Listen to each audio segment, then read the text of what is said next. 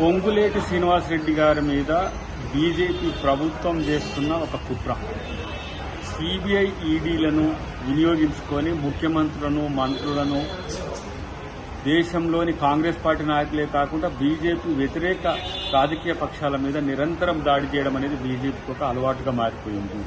దానిలో భాగంగానే ఈరోజు పొంగులేటి శ్రీనివాసరెడ్డి గారి మీద జరుగుతున్న దాడి. ఇది కాంగ్రెస్ ప్రభుత్వంలో ఉన్న నాయకులను భయపెట్టడానికి, వాళ్ళ యొక్క మానసిక స్థైర్యాన్ని దెబ్బతీసే ఒక కుట్రగా మేము భావిస్తాం.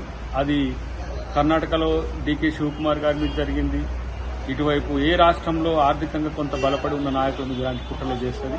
మా సోనియా గాంధీని, రాహుల్ గాంధీనే సిబిఐ ఈడీలు వదలకుండా చేసిన మోడీ ప్రభుత్వం దీనికి మూల్యం చెల్లించుకోక తప్పదు. ఇలాంటి దాడులతో కాంగ్రెస్ పార్టీకో, కాంగ్రెస్ ప్రభుత్వానికో వచ్చే నష్టం లేదు. వ్యక్తిగతంగా పొంగులేటి శ్రీనివాసరెడ్డి గారికి కూడా వచ్చే నష్టం లేదు.